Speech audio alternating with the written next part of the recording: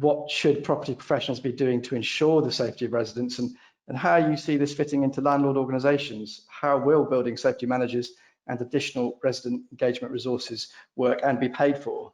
Mark, can we just continue, because you were kind of starting to touch on that?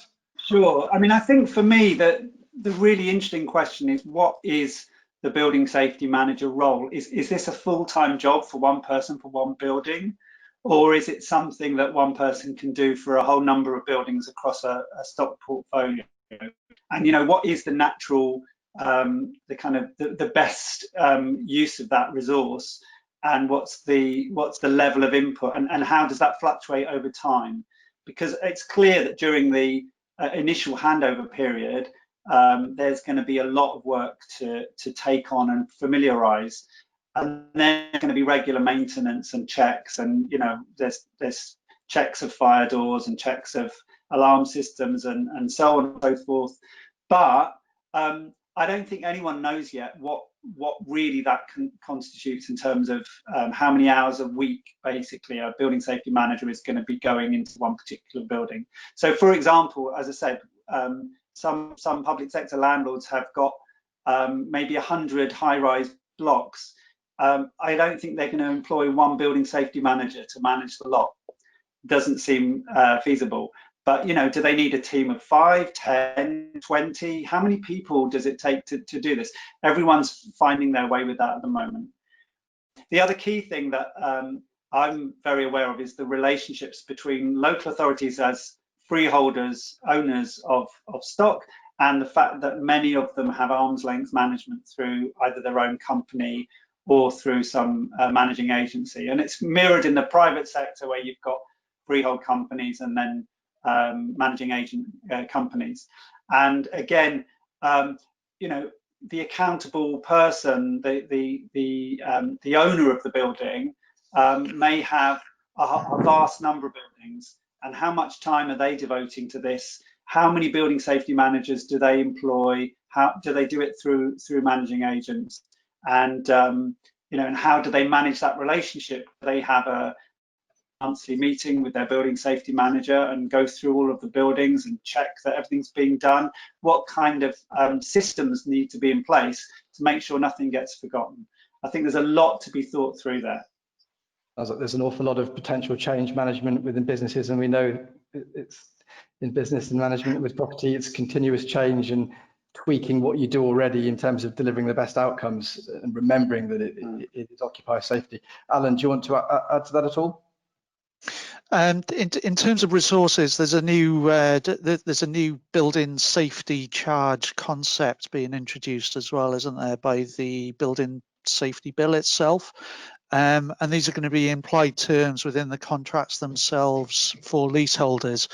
And they're charges over and above the service charge. So it's going to cover things like being able to produce the fire and building safety case reports, the resident engagement strategies, you know, the setting up of mandatory reporting schemes, the manager appointments themselves, the building safety works within the buildings themselves as well. There's going to be some kind of restrictions or controls over how, you know, keeping those affordable in terms of how they work. But certainly in terms of resourcing, it seems as if there has been an appreciation of the potential additional costs around management, appointment of building safety managers by the accountable persons, and this new concept around building safety charges that's being looked at as part of the building safety bill itself. That's an absolutely fascinating point, and I think that a lot of our leasehold and shared ownership guests are going to be tuning into that. And do you think they could? Do you think it's going to be to the point that they could raise additional management fees and charges for things like looking at alterations? If it's, I would assume that if it forms part of being able to maintain a safe building, and it forms part of the safety case elements and reports, and the assessments in terms of fire safety and the maintenance of the building, then it does mention building safety works. So I would think in terms of fire safety and potentially structural safety that it could well apply to those areas. What it's looking at though is there are going to be controls in place in terms of keeping that affordable for leaseholders. So it's very much going to be in a way, or the proposals of being set out in a careful way to ensure that costs incurred by leaseholders at the same time aren't unreasonable or unaffordable. So it's going to be this, that there's going to be an interesting balance that they're going to look at striking really between allowing for resource through a new building safety charge, but likewise making sure that it remains affordable for leaseholders. There's going to be a new housing ombudsman as well, isn't there, for sign off of a bit of the building as well in terms of recourse for and in terms of recourse for purchasers, but likewise to give confidence to purchasers as well around the purchase of new buildings and the standards that are being adhered to as part of that. So yeah.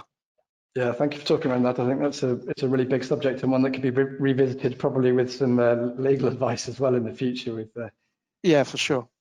And for additional interrogation of the building safety bill itself, because obviously it only arrived on the doorstep on Monday, and as Joe pointed out earlier, there's 300 pages or so there in the bill itself. So there's plenty of room for scrutiny within that.